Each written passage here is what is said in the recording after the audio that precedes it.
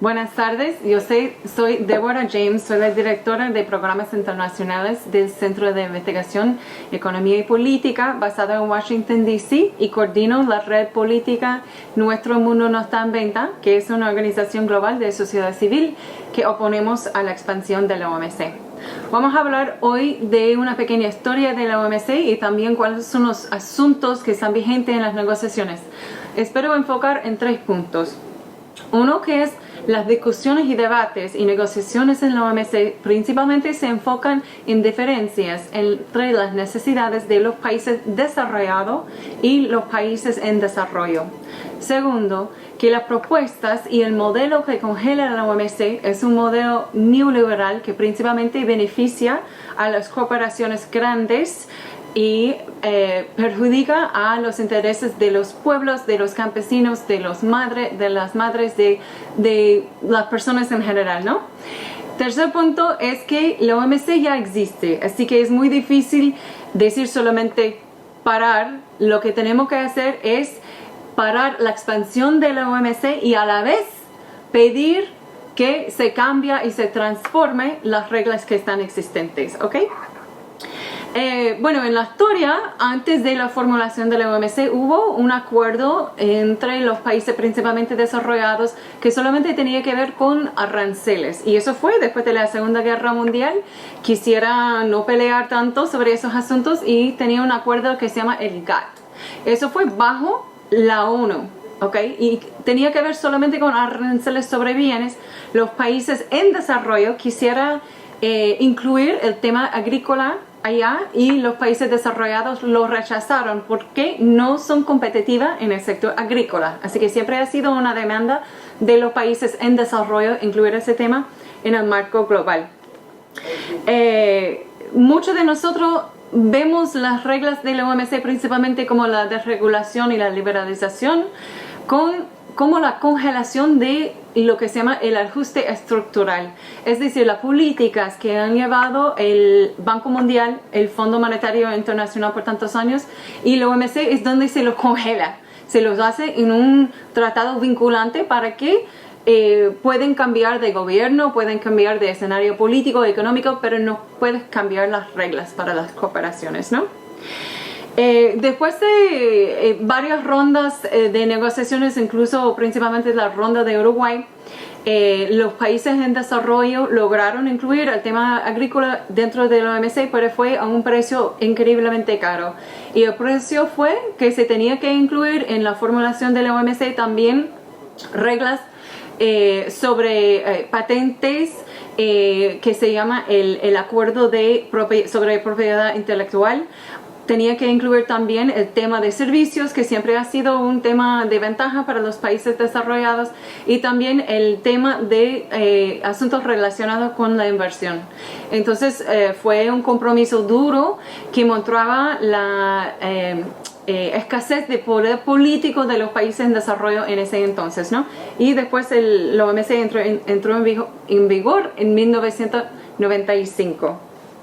Después de eso, tienen reuniones a nivel ministerial alrededor de cada 2 años. En el ministerial de 1997, que tuvo lugar en Singapur, fue una intención de introducir nuevos temas. Los nuevos temas eran contratación pública, políticas de competencia, inversión y uno que se llamaba facilitación de comercio.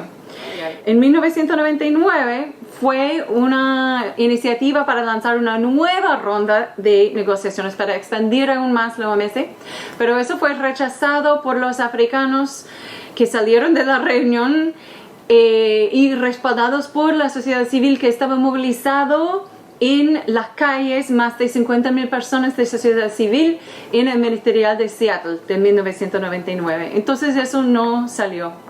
Pero en Doha, que es donde tenían la próxima ministerial en 2001, lograron lanzar una nueva ronda de negociaciones. Pero la idea era, vamos a enfocarlo en los temas de desarrollo. ¿Cuáles fueron los asuntos que los países en desarrollo estaban demandando desde que el OMC entró en vigor era reformas de la situación de agricultura, que los países desarrollados daban demasiadas subvenciones a sus productores, y también un grupo de asuntos que se llamaba trato especial y diferenciado, que significa que por supuesto que los países desarrollados y en desarrollo no deben tener que aplicarse los mismos formularios, sino deben tener un reconocimiento de su diferente nivel de desarrollo y diferentes reglas. Entonces, esos han sido los dos principales demandas, pero a cambio lo que entró como la ronda de Doha era más lo que se llama acceso al mercado, que significa reducción de barreras arancelarias en asuntos de bienes, de agricultura y también en servicios, y una cantidad de otros asuntos. Después, la próxima ministerial tuvo lugar en 2003. Eso fue, seguramente que muchos de ustedes lo acuerdan, porque tuvo lugar en Cancún, México. Y eso fue un momento duro porque el compañero Lee Kyung-hae decidió sacrificarse al reconocimiento de los daños masivos que ha hecho las políticas de la OMC a los campesinos coreanos y verdaderamente los campesinos de todo el mundo. En ese ministerial no tuvieron éxito en concluir la ronda, sino decidieron que los temas de Singapur no podían entrar en la OMC mientras la ronda de Doha todavía estaba negociándose. 2005 era otro momento importante, porque eso fue donde se veía realmente la entrada de la izquierda política de América Latina en el escenario. Eso fue donde al intentar concluir la reunión, el presidente dijo, bueno, ya estamos completos. Él había quitado los micrófonos de los mismos ministros, y la ministra de Venezuela junto con el compañero de Cuba se lanzaron sobre la mesa directiva y dijeron, no, yo no estoy de acuerdo con ese acuerdo, y tenemos que poner como una reserva, ¿no?, de oponerse al consenso. Se continuaron a negociar. Difícil, por varios años tenían reuniones, lo que se llama mini ministerial en Ginebra, no algo de muy gran perfil, pero lo que pasaba entonces en 2009 fue que se dio cuenta que Estados Unidos estaba como alejándose de la OMC y pensando que el compromiso único, que es la formulación básica de la ronda de Doha, que es que hay que tomar todas las decisiones de todos los asuntos a la vez, y uno no está completo hasta que todos estén completos y decididos, que ellos estaban rechazando esa idea del multilateralismo, incluso porque quisieran tratar a los países BRICS, a los países como China, Brasil, India, Sudáfrica, aparte, ¿no? No podían seguir tratándoles como si fueran los países en desarrollo, lo que realmente son. Entonces Estados Unidos empezaba a decidir que no podían aceptar más la ronda de Doha. Y fue a cambio los países en desarrollo que también estaban exigiendo que se concluyera la ronda de Doha. Y eso para nosotros en la sociedad civil nos causó dificultades, porque siempre hemos estado rechazando a la ronda de Doha como la expansión de la OMC. Pero también es el contenedor para los cambios que exigen los países en desarrollo para cambiar las políticas actuales dañinas del OMC existente. Entonces nosotros hicimos un formulario que se llama darle vuelta a la OMC, es decir, todos los cambios que queremos hacer a la política actual mientras parando la expansión del mismo. Entonces, la otra cosa que pasó es que en 2013 la OMC tuvo un líder nuevo que se llama Roberto Azevedo. Obviamente es de Brasil, y él tomó su posición como director general justo antes del ministerial de 2013. Y lo que pasó en ese entonces es que, como él había sido el conductor, como el negociador que más tenía el peso político de los países en desarrollo, y que antes tenía una línea siempre de agrupar a los países en desarrollo, él, al convertirse en el director general, se convirtió en una figura como jefe de la organización que es más interesado en llegar a un acuerdo. Entonces fue él más que nadie quien presionaba para que en 2013 hubo el primer acuerdo realmente que se ha hecho en la OMC desde que decidieron lanzar la ronda en el 2001. Y eso fue sobre el asunto de facilitación de comercio. Pero a la vez los países en desarrollo habían estado presionando para cambiar las reglas de agricultura. Hay dos partes distintas. Hay las subvenciones que hacen los países desarrollados que necesitan bajarse para que los países en desarrollo puedan competir también en su exportación. Pero hay también el asunto de que es algo súper raro, pero dentro de la OMC los países desarrollados son permitidos hacer subvenciones a sus sectores agrícolas en miles y miles de millones de dólares. Y los países en desarrollo no son permitidos porque no lo estaban haciendo en el momento al entrar en la OMC. Entonces hay muchos países ahora que están exigiendo que se cambien esa regla para que ellos mismos, como países en África y países en Asia, donde ellos necesiten dar subvenciones a sus pequeños productores para que puedan sobrevivir, para que puedan llegar a sus metas de desarrollo sostenible, para que puedan apoyar a tener la seguridad alimentaria y también la soberanía alimentaria, asegurando que los consumidores y los mismos campesinos pueden beneficiarse del programa. En 2013 nada más se llegó a un acuerdo de lo que se llama una cláusula de paz, que significa que nadie puede hacer un caso legal en contra de los países que tenían esos programas hasta que se podía lograr a tener un acuerdo permanente. Pero todavía no se ha llegado a tener ese acuerdo permanente y eso es uno de los asuntos principales por lo cual seguimos luchando. Para ponerles números, India estaba proporcionando 800 millones de personas con algún alimento suplementario, pero llega a ser solamente como $17 por persona. El programa de los Estados Unidos llega a ser a los que reciben el dinero, los productores, $47,000 por persona. Pero es Estados Unidos que está quejando que en la India estaban haciendo demasiadas subvenciones. Es ridículo. En China, la cifra es solamente $245 por persona que están recibiendo los productores. Pero es Estados Unidos quien acaba de hacer un caso en contra de China por sus subvenciones. El asunto es que esos países tienen poblaciones muy grandes. El asunto no es que sus subvenciones sean demasiado. Realmente todavía no son suficientes para garantizar la seguridad alimentaria para sus poblaciones, pero están intentando por lo menos, ¿no?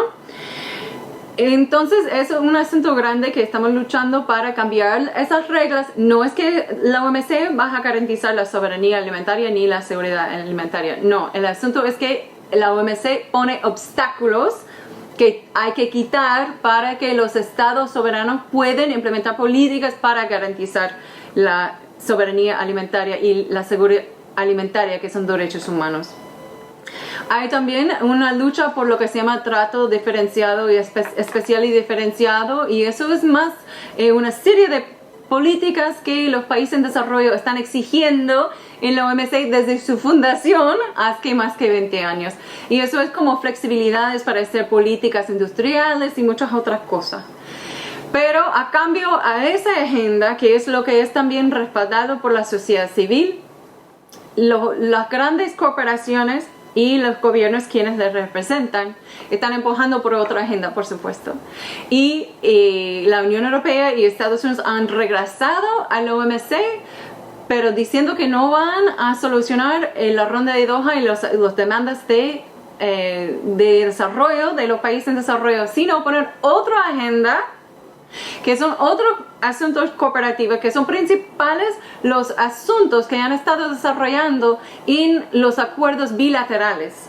¿Okay? Y eso incluye, por ejemplo, la contratación pública, política de competencia, disciplinas sobre empresas del Estado y inversión, por supuesto. Y el principal que están empujando en la OMC ahora es sobre el comercio electrónico. Y eso no es para que puedan vender cosas sobre eBay sin pagar impuestos. No, el asunto principal es para que ellos puedan controlar el gran flujo de datos por todo el mundo y pueden decidir ellos dónde van tus datos personales, incluso tus datos sobre asuntos financieros, educativos, de salud pública, lo que sea, para que ellos lo puedan mover para poder sacar provecho como ellos quieren, y también asuntos de gobierno del internet y quitar esos asuntos de los espacios donde hay consumidores, usuarios, personas técnicas, reguladores, gobiernos, y solamente tener las corporaciones haciendo las propuestas y los gobiernos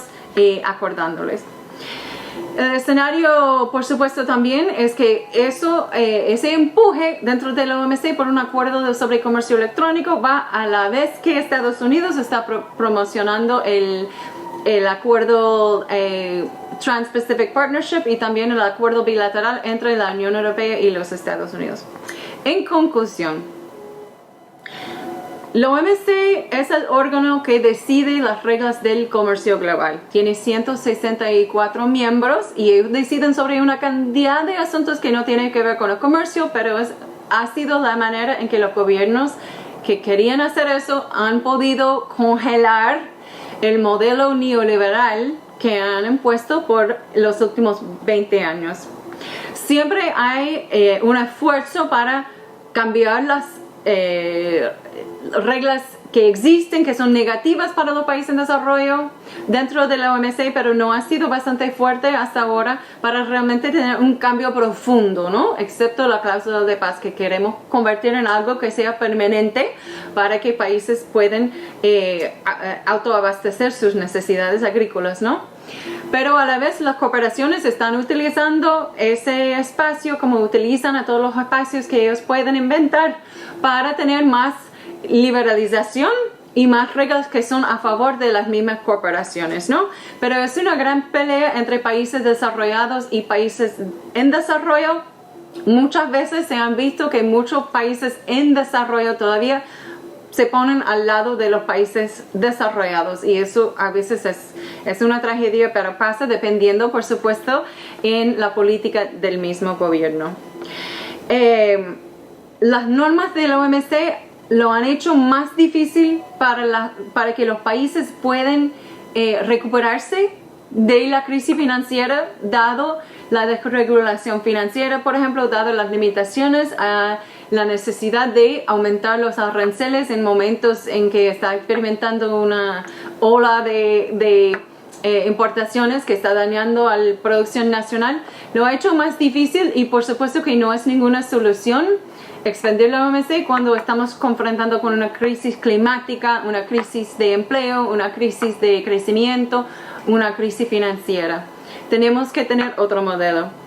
La última cosa que les voy a compartir es que la próxima ministerial de la OMC, donde van a tomar decisiones fuertes a nivel de los ministros, va a tener lugar en Argentina en diciembre de 2007.